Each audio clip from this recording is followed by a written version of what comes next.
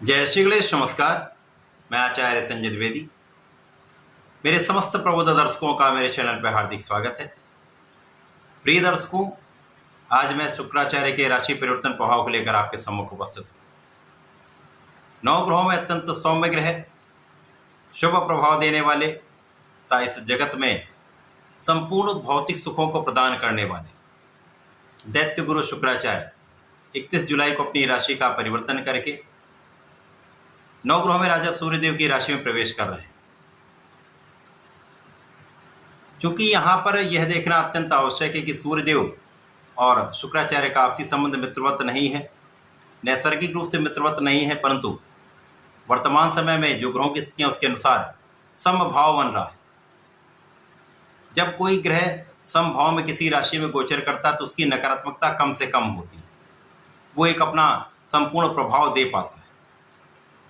अब शुक्राचार्य जो इस जगत में अत्यंत सुखों को प्रदान करने वाले हैं, सुख, संपदा, ऐश्वर्य, वैभव, भूमि, भवन, वाहन का योग बनाते हैं, संतान सुख तथा स्त्री सुख देते हैं, रत्न आभूषण का सुख, बड़े गाड़ियों का सुख, बड़े भवन का सुख, इंडस्ट्री, शोरूम का सुख तथा इसी प्रकार से कला जगत में बड़ा नाम, बड़े पद की प्राप्ति, प्रेम आकर्षण के कारक भी शुक्राचार्य हैं, भोग विलास के कारक भी शुक्राचार्य। तो इस प्रकार से अत्यंत महत्वपूर्ण भाव के कारक भाव के स्वामी शुक्राचार्य जब राजा की राशि में होंगे तो निश्चित रूप से कहीं ना कहीं एक विशेष परिवर्तन है। आज मैं तुला राशि के लिए ही, जो कि शुक्राचार्य की मूल त्रिकोण राशि है, शुक्राचार्य के इस राशि परिवर्तन का किस प्रकार का परिणाम प्राप्त होने वाला है, इस समय में आप कितना लाभ लेने जा रहे हैं, यदि कहीं पर कोई समस्या आ रही तो उसका क्या निराकरण है, संपूर्ण विश्लेषण मैं पूर्ण तरीके के साथ करने जा। प्रिय दर्शकों, इस राशिफल को आप अपने चंद्र राशि के आधार पर देखें, अर्थात आपकी जन्म कुंडली में यदि 7 नंबर में चंद्रमा है तो आपकी तुला राशि। तुला राशि के लिए अर्थात स्वयं की राशि के लिए शुक्राचार्य का ये परिवर्तन आपके एकादश भाव में हो रहा है।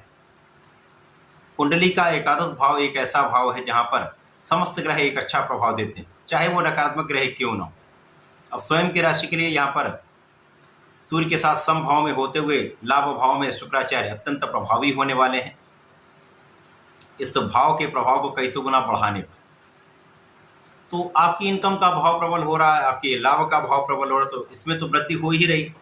निश्चित रूप से यहाँ पर आप एक बड़ा लाभ लेने जा रहे हैं।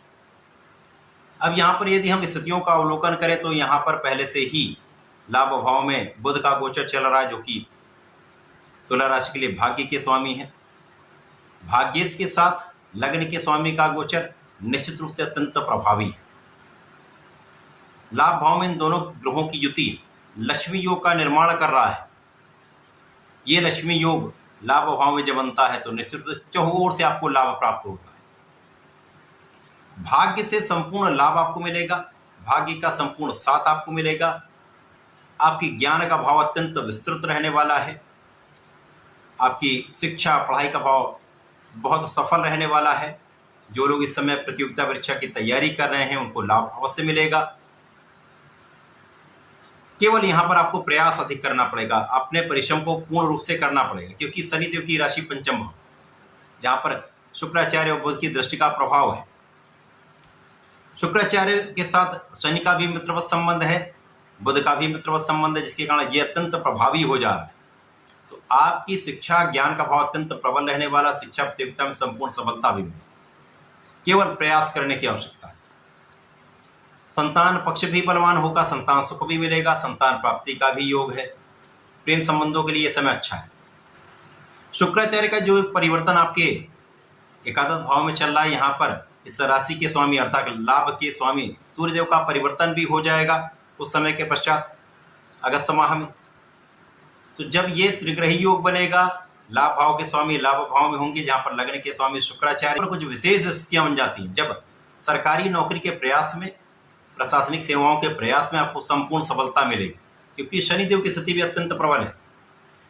शनिदेव पंचम के स्वामी होकर पंचम भाव में शश नामक राजयोग में है तथा यहाँ पर वक्री भी हो चुके हैं, जिसके कारण अत्यंत प्रभावी स्थिति संपूर्ण सफलता मिलेगी यदि प्रयास पूरा होगा, परिश्रम पूरा होगा।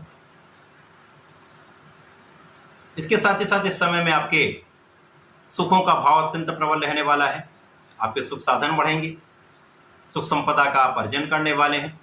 भूमि भवन वाहन का लाभ आपको 100% मिलेगा। यहाँ पर एक बड़ी गाड़ी आप खरीद सकते हैं, भूमि का क्रय कर सकते हैं, अथवा अपना एक मकान अच्छा सा बना सकते हैं।